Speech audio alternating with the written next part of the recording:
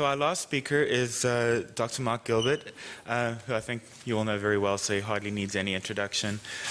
Dr. Mark Gilbert is an epidemiologist who leads the Applied Epidemiology Unit at the Ontario HIV Treatment Network, and he leads the Online Sexual Health Services Program at the BC Centre for Disease Control.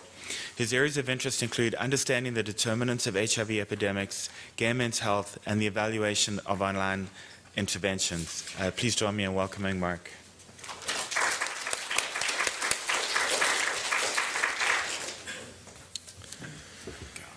Thanks, Warren. Okay, so my talk is sort of picking up on some elements that have come up in other talks. So, we heard from James just a little while ago, sort of the discussion about the subjective component to the appreciation of risk. We heard yesterday in the presentation, the workshop with Len and Mark, about some of the social factors that can influence sort of perceptions of risk. And so I want to sort of follow up a little bit more on that, thinking about those subjective or psychological factors that can make risks risky.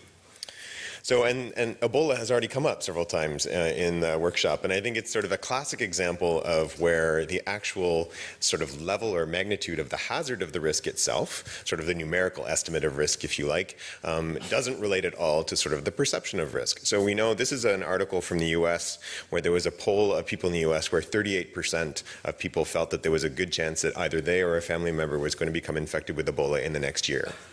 So we know that the actual scientific chance of someone becoming infected with Ebola is minuscule. And if you're not a healthcare provider, it's even more minuscule. We know that in North America, if there's a case of Ebola, it's going to happen from someone who's traveling to the country. And the chance that we'll see an outbreak, like in anywhere, like the devastating order of the magnitude of the outbreak in Africa, is extremely, extremely unlikely, if not zero.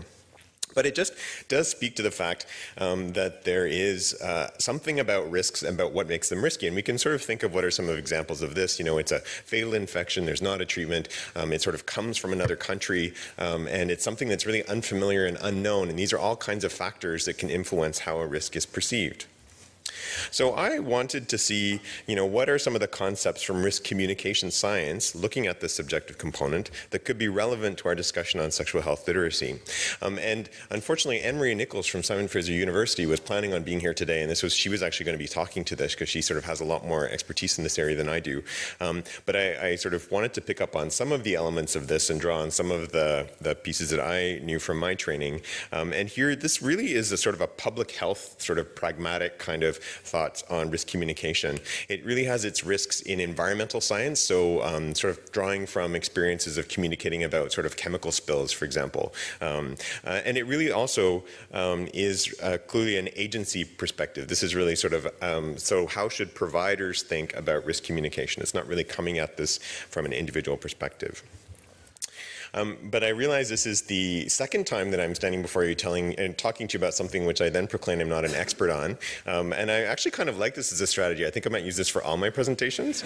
But just to reflect, I took most of this information from Peter Sandman, who's a sort of a US public health expert kind of on the area of risk communication. And most of his information is on his website.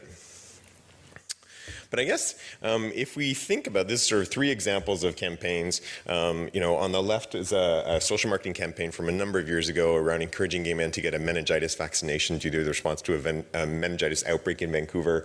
In the middle, sort of an LGBT campaign from the States about smoking, and on the right, sort of a health initiative for men campaign around acute HIV infection. And we can think that there's very different aspects to each of these diseases that influence sort of how we communicate about risk. On the left, meningitis being a fatal infection, again, something rare and serious, smoking being something that's still quite culturally accepted in lots of settings, and that same sort of concern about the risk of smoking being very different, and acute infection being something that is really kind of intangible and kind of hard to wrap your head around. And these are all aspects of the disease themselves that can affect how they are perceived. So certainly there's some clear obstacles to effective risk communication, and some have already been touched on today. James mentioned uncertainty, and that's clearly a big barrier to risk communication. People like certainty. They want an exact answer, which we're often unprepared to give. Distrust is a factor, so distrust of the person or the agency providing the information, maybe because of factors such as disagreement amongst the experts or lack of coordination of message, getting different messages from different sectors, can be because because the staff who are giving the information aren't trained in risk communication skills. There isn't really that public dialogue around that. And in more extreme cases, cases of sort of information being withheld from the public. And then finally, some of the psychological and social factors that can influence risk, and we'll talk about those next. And again, there are people here who have a lot of experience and training in psychology, and certainly welcome your thoughts on this. But some possible psychological and social factors that influence how people process risk information can include mental shortcuts. So we all kind of make snap judgments or quick decisions based on parts of evidence or parts of information and maybe influenced by things that we can either imagine or recall. Apathy, so sort of a genuine lack of interest in a topic, which can be sort of a true apathy or can be a way of sort of avoiding having to deal with certain issues. Overconfidence and optimism, so may make you, if you're feeling very confident that something's not going to happen to you, it makes you less likely to pay attention to the risk, as well as then difficulty in understanding the information if it's complex can make you less likely to pay attention to it. We talked about the certainty again, it comes up over and over again. And then finally, a reluctance to change strongly held beliefs. No matter how good the evidence is, if it goes against something that you believe in very strongly, it takes time for that to change. And then finally, how we judge the actual magnitude of a risk. Because in general, and research seems to suggest there's a very low correlation between the level of risk and the amount of worry that it causes. And that can work both ways. It can work in the case of like Ebola, for example, where something is an extremely low risk, but it has a very heightened sense of concern. Or we have some things which are very high risk, but for various reasons don't cause a lot of worry. So at least in sort of like this, with the way I was taught this, they talked about outreach factors. And that's a bit of a loaded term, and I sort of struggle a bit with that term, but it does have that implication of the emotional component to the risk. But really it's sort of talking about, what are some of the factors that can raise or lower the perception of risk. So just to touch base on these a little bit, I think it's important, when these are present, they often take on that strong emotional overtone, and so they can, amplify or diminish. So first, in terms of voluntariness, so certainly involuntary or imposed risks are often perceived as greater than risks that are taken voluntarily. Similarly, if there's a risk that's under your control, you often may not think it's as risky as something that's not under your control or that you feel is imposed upon you. Risks from activities that are viewed as familiar are generally perceived as less risky as those that are unfamiliar. If there's an element of fairness, so if a risk is either unequally distributed in a population or there's a perception that this is a risk that involves an unfair process or activities are unfair, that can be judged to be greater. If there are an activity that doesn't have a clear benefit, it's probably judged as being more risky than something for which there is a clear benefit. And then understanding. So poorly understood risks are judged to be at greater risk than those that are clearly understood or self-explanatory, and again, the issue of uncertainty being a factor.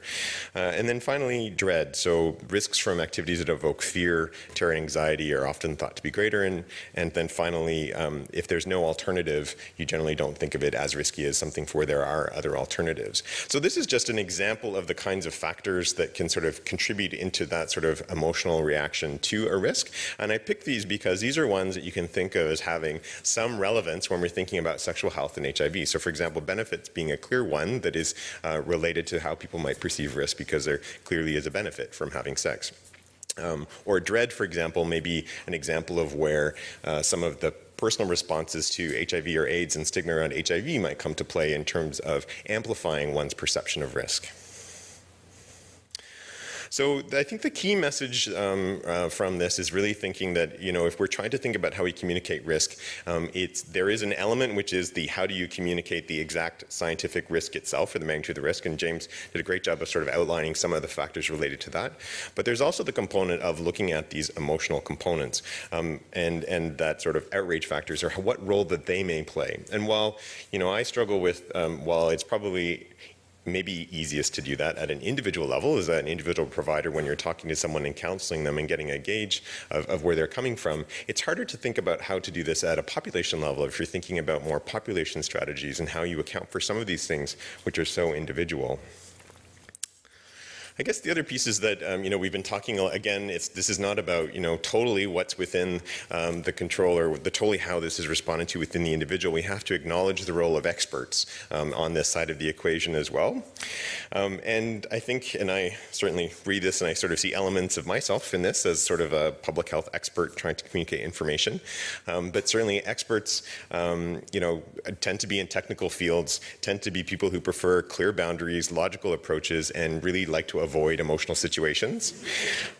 We typically don't like negotiation, dialogue, and partnership with members of the public because that then relinquishes our control over the information, and we have to then get into sort of interesting but uncomfortable discussions.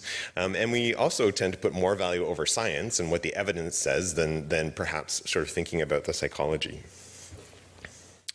So just to wrap up, I thought this was also a really interesting perception in terms of, and they were, again, describing this from an environmental science perspective, but talking about the evolution of risk communication, where sort of the first, going back into sort of before the 80s, even before that, was sort of very much an ignore the public, and you just, state the risk and that's it. And you don't really think about how the public responds. The second phase being learning how you explain the risk better, and probably, maybe a lot of agencies are still at this stage. We're trying to figure out what's the best way to communicate the information. The third then being, entering into dialogue with community and stakeholders about the information and what it means. And then finally, treating the public as a full partner in the process around risk communication. And I think, probably we have a lot of room to do. We have a lot of room to improve if we're trying to sort of get to that point where the public is sort of readily involved in the process. So just to close then, it sort of made me wonder as I was sort of thinking through this, what is, if we had to devise a sexual risk communication science for gay men, what would that look like? I need to, again, that key point about needing to address not just how we explain the risks, but also thinking about sort of the emotional response that they either cause or they don't cause, and then think about what that looks like in practice. And it also raises element for me in sort of picking up, I guess, on what Paul has suggested yesterday about the idea of sort of manipulating stigma kind of to have a point. But when you start thinking about this and how you can motivate or demotivate, there's an element of sort of thinking about how do we do that responsibly and ethically. And you can think it's maybe not a challenge if you're thinking about how to reassure people about sort of like elevated perceptions of risk. But when we start getting into trying to motivate people to sort of have an increased perception of risk, it sort of raises some interesting questions.